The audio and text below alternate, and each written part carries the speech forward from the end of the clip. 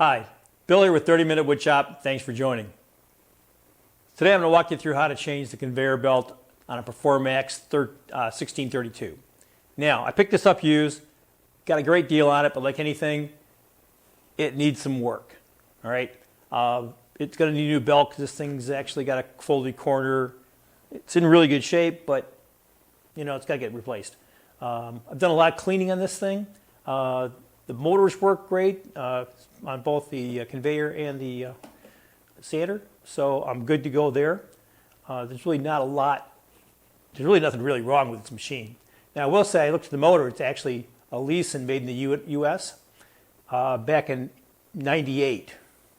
So it's a pretty old machine, but it's still working pretty well. The guy who had it before me at some point did a lot of regular maintenance on it, which is why I did a lot of cleaning. He used a lot of oil, because you're supposed to, these bronze bearings here for the rollers, you're supposed to use some oil on those things monthly, of course, depending on how much you're going to use it. And that oil, of course, if you don't know about oil, one drop of oil will migrate everywhere. That stuff is everywhere. So it got everywhere. Eventually, all the sawdust caked, so I've been cleaning caked. These are all flat surfaces, and of course, as a shop, what do? You always set something on a flat surface, so they're paint rings. I still got to do some more work in cleaning these things off. But overall, it's working great. So let's come on in here, and I'll show you some of the steps to replace the conveyor belt on one of these. So the first step is to release the tension on the conveyor belt. All right, take a 3/8 inch wrench. Make sure you check with your machine, it may be different. And you loosen these two screws here. Give them a quick turn, loosen them up. Next thing you want to do is you want to take the captured wrench, all right, and loosen the tensioning nut.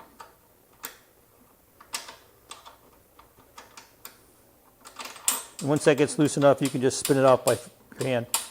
And you can see the tensioning roller, all right, releases tension. Now you can do this off once you take the whole conveyor platen system off if you want. I just like doing it here. That way everything's still locked down and stable. All right. The next step is to remove the 4 screws that hold the conveyor and platen system down to the actual frame. Now there's 4 of these screws, like I said. 1, 2, and there's 2 on the inside. Easy to get to with a long screwdriver, heavy screwdriver, or you can use a 1/2 inch wrench. Peel these screws out pretty quick and easy.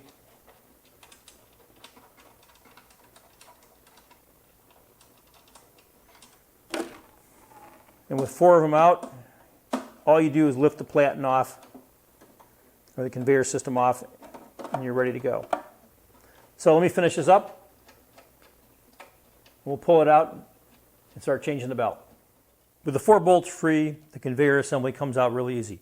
In case I failed to mention it, make sure you've unplugged your tools.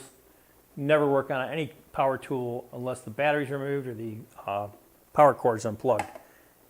No point in getting yourself injured. So, super easy. All you do is pick it up, move it out. Make sure you clear the motor. So I'm going to set this over on my bench so I can continue doing some work.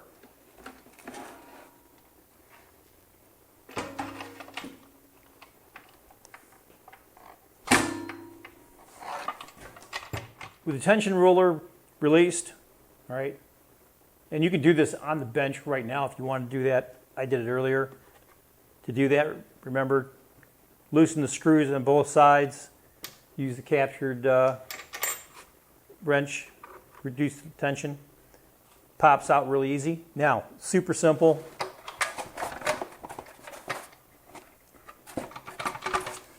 Just slide it off. And it's going to be the same way for putting the new one back on. And there you go. Super easy. So this needs maybe, this is pretty clean. So I'm going to show you how to do this, and I come back and actually do a little more cleaning, here on this idler roller.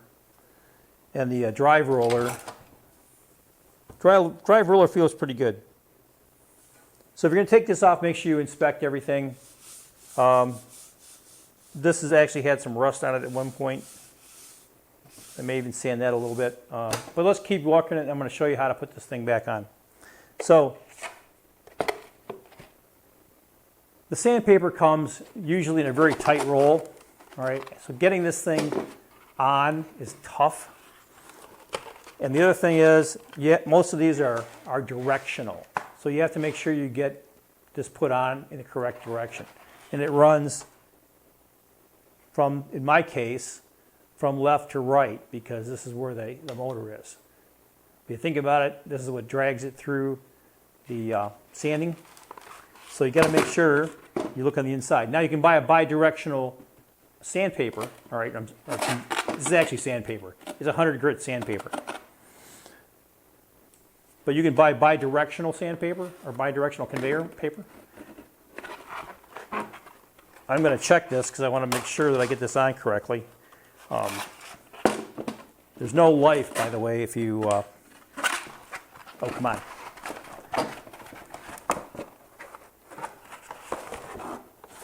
Let's take a quick look here. So where are we at? Oh, cool. I got it right. So it has to go on like this. Now, getting this thing on is a pain in the tush.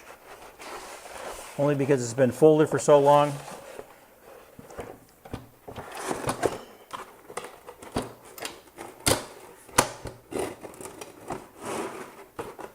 Tell you what, I'm going to wrestle with this for a few minutes and I'll be back.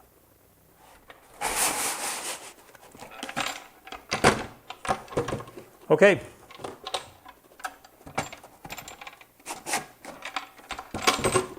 So one thing I didn't do is I didn't show you the ceramic belt glides or belt guides that are available. Now this comes with a pair of belt guides already installed. These apparently someone pulled out at some point, broke one. They're about $10 or $15 a piece from our set from Laguna. So you can go on there. They're universal, pick them from anywhere. But they have a little magnet in the back, ceramic guide. Just keeps the belt tracking properly. And let me find my new ones. Because when I started playing with this, I knew I was going to have new ones. So they make a big deal out of this tracker kit. It's shipped in from China. And it's got a pair of these. And I want to put these on before I get it in place.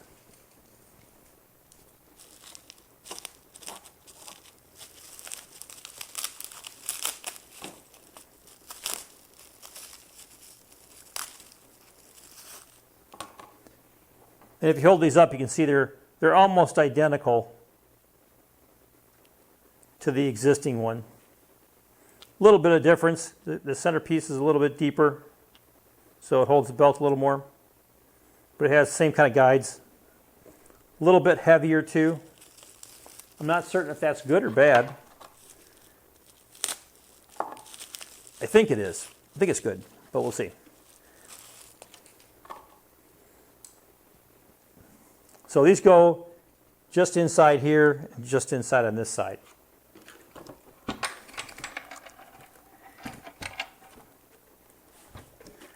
it's going to be, you guys probably won't be able to see this, but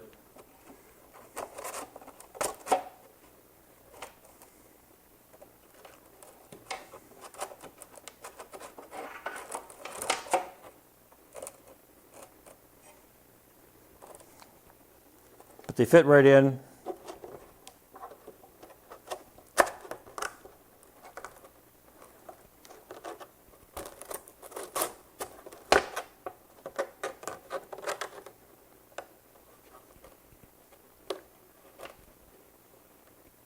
Yeah, there we go. As soon as I tension this up, it's going to drop these down a little bit. But they're being held in by magnets. And they stop up against the cross member in here. Easy to do. All right, so now the next thing we want to do is get this thing put in. It's exactly the same as pulling it out. Just slide it in, drop the 4 screws in, and then we can start tensioning.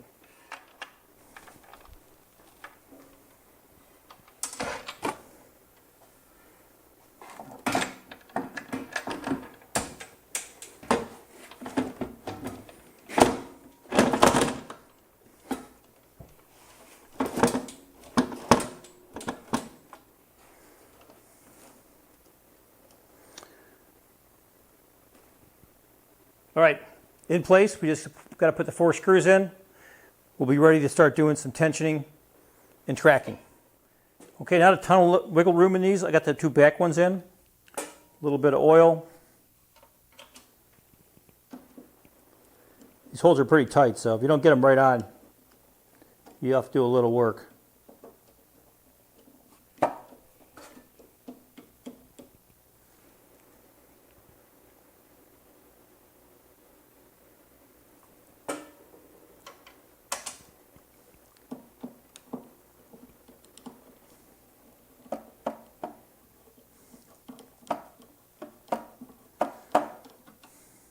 Okay, hope you get something out of this in changing a belt.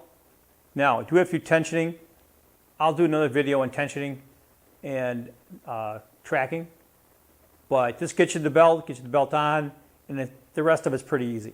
All right, so I hope you got something out of this. If you do me a favor, hit like and subscribe. I'd appreciate that. Until next time, folks, good making.